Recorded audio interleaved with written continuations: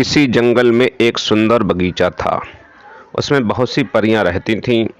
एक रात को वे उड़न खटोले में बैठकर सैर के लिए निकलीं। उड़ते उड़ते वे एक राजा के महल की छत से होकर गुजरीं। गर्मी के दिन थे, चांदनी रात थी।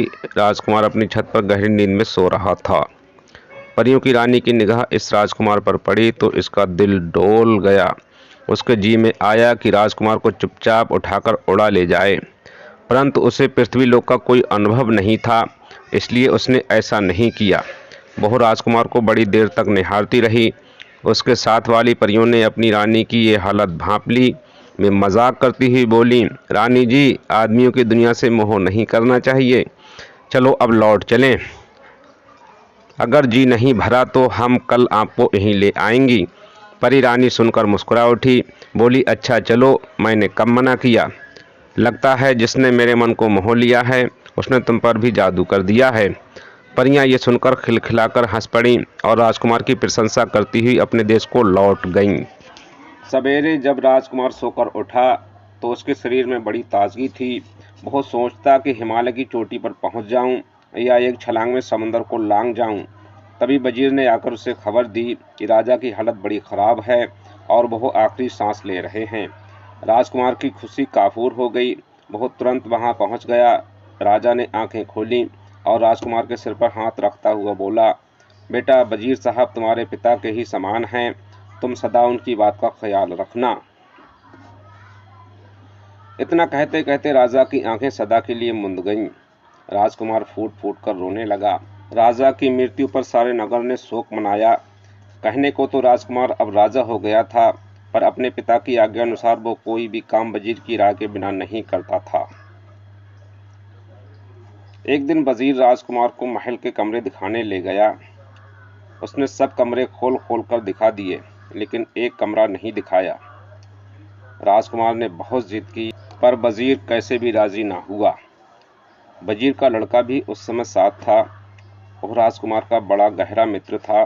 उसने वजीर से कहा, पिताजी, राजपाट, महल और बाग बगीचे सब इन्हीं के तो हैं, आप इन्हें रोकते क्यों हैं। वजीर ने कहा, बेटा, तुम ठीक कहते हो, सब कुछ इन्हीं का है, लेकिन महाराज ने मरते समय मुझे हुक्म दिया था कि इस कमरे में राजकुमार को मत ले जाना।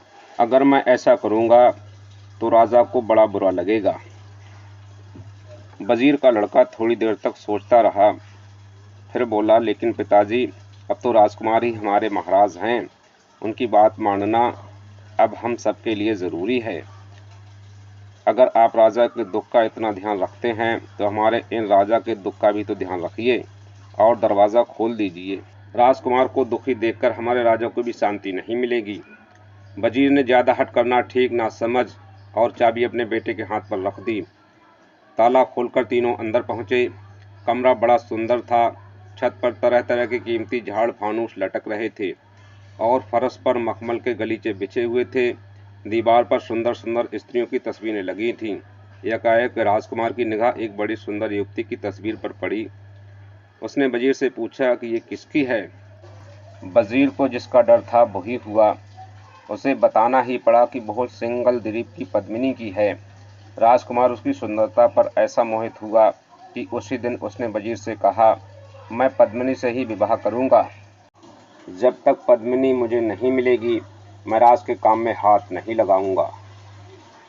वजीर हैरान होकर बोला, राजकुमार, सिंगल द्वीप पहुंचना आसान काम नहीं है।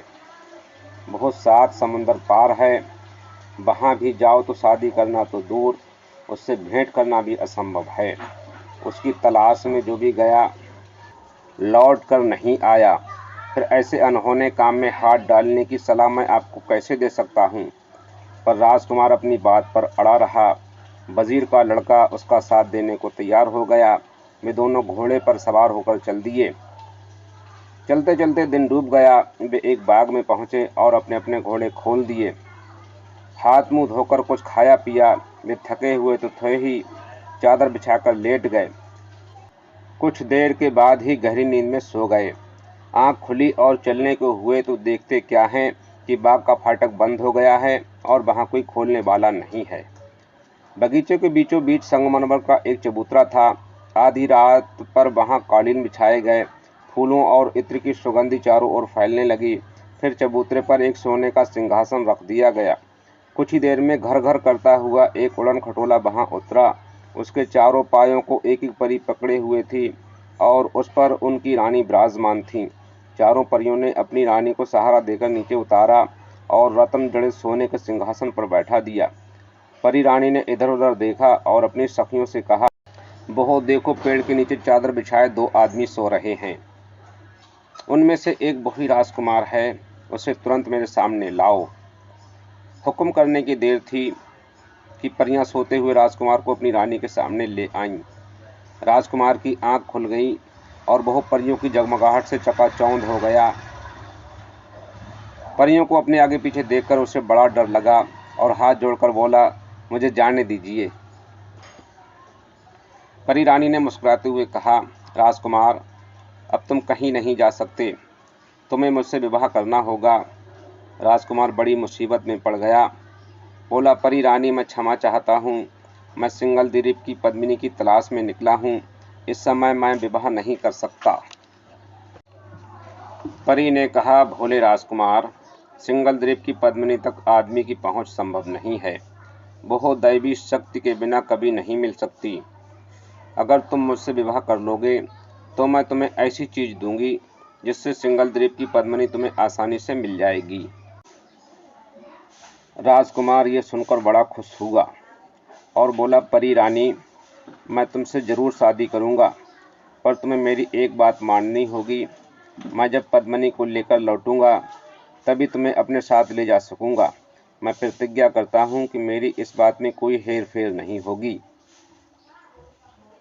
परी ने प्रसन्न होकर अपनी अंगूठी उतारी और राजकुमार की उंगली में पहनाती हुई बोली, ये अंगूठी जब तक तुम्हारे पास रहेगी कोई भी विपत्ति तुम्हारे ऊपर असर ना करेगी। इसके पास रहने से तुम्हारे ऊपर किसी का जादू टोना नहीं चल सकता।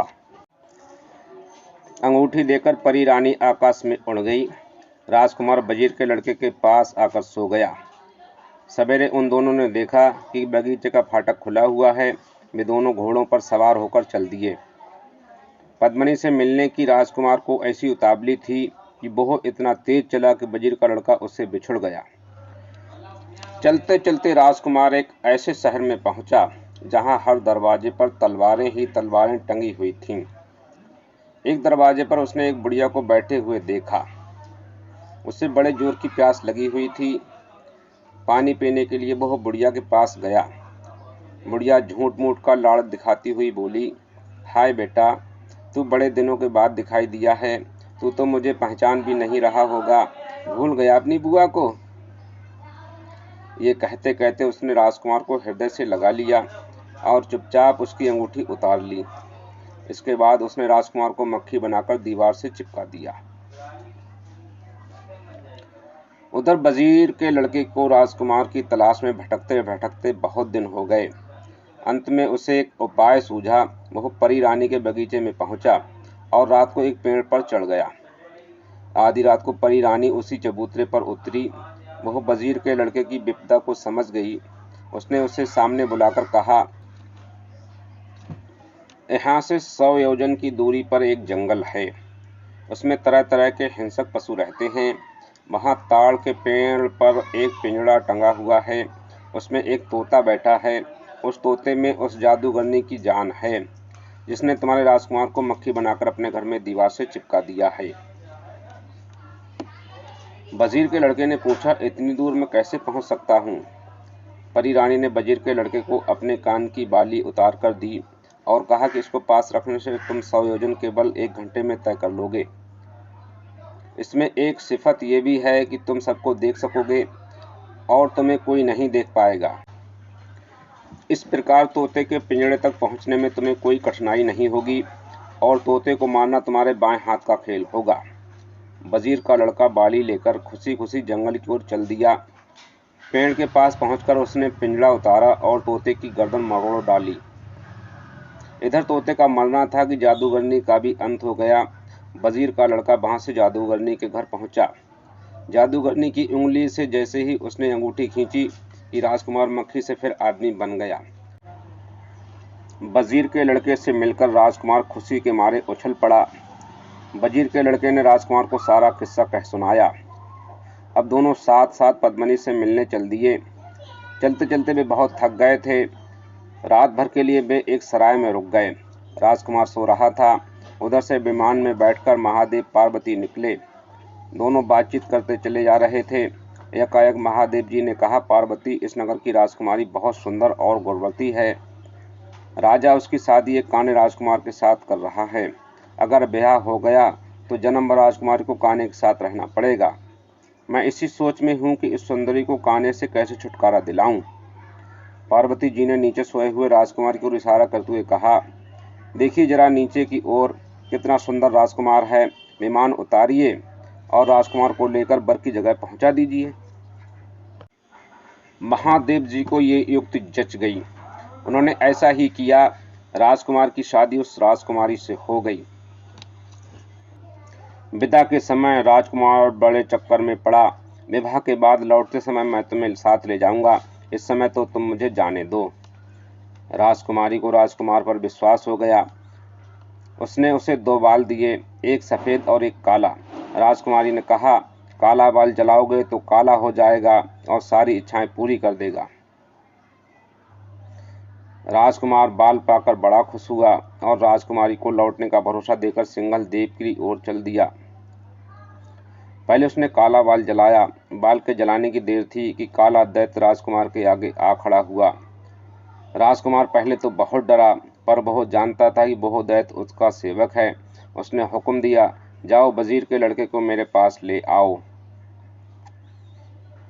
काला दैत्य उसी पल वजीर के लड़के को राजकुमार के पास ले आया। फिर बोला, और कोई आ गया? राजकुमार ने कहा, हम दोनों को पद्मिनी के महल में पहुंचा दो। कहने की देर थी कि वे पद्मिनी के महल के फाटक पर आ गए। वहां एक हष्ट पुष्ट संतरी पहरा दे रहा था। उसने अंदर नहीं जाने दिया। राजकुमार ने फिर काला बाल जलाया। दैत्य हाजिर हो गया। राजकुमार के हुक्म देते ही काले दैत्यों की पलटन आ गई। उन्होंने रानी पद्मिनी के सिपाहियों को बात की बात में मौत के घाट उतार दिया। इसके बाद दैत्य गायब हो गए। राजकुमार और वजीर का लड़का महल में घुसे। राजकुमार ने सफ़ेद बाल जलाया। सफ़ेद देव आ गया। राजकुमार ने उससे कहा, मैं पद्मिनी से विवाह करना चाहता हूँ, बारात सजा कर लाओ। जरा सी देर में देव अपने साथ एक बड़ी शानदार बारात सजा कर ले आया। पद्मिनी के पिता ने जब देखा कि कोई राजकुमार पद्मिनी को शान शौकत से बिहाने आया है और इतना शक्तिशाली है कि उसने उसकी सारी सेना नष्ट कर डाली है, तो उसने चूं तक ना की। राजकुमार का विवाह पद्मिनी से हो गया। अब राजकुमार पद्मिनी को लेकर अपने घर की ओर रवाना हो गया। रास्ते में से उसने उस राजकुमारी को अपने साथ लिया जिसने उसे बाल दिए थे। इसके बाद परी रानी के बगीचे में आया। रात को सब वहीं ठहरे। आधी रात को परी रानी आई। राजकुमार उसे देखकर बड़ा प्रसन्न हुआ और बोला, यह तुम्हारी ही कृपा का फल है जो मैं पद्मिनी को लेकर यहाँ अच्छी तरह लौट आया। ये दूसरी राजकुमारी भी तुम्हारी तरह मुसीबत में मेरी सहायक हुई है। तुम इसे छोटी बहन समझकर खूब प्यार से रखना। परी रानी गदगद कंठ से बोली, राजकुमार, तुम्हारी खुशी में मेरी खुशी है।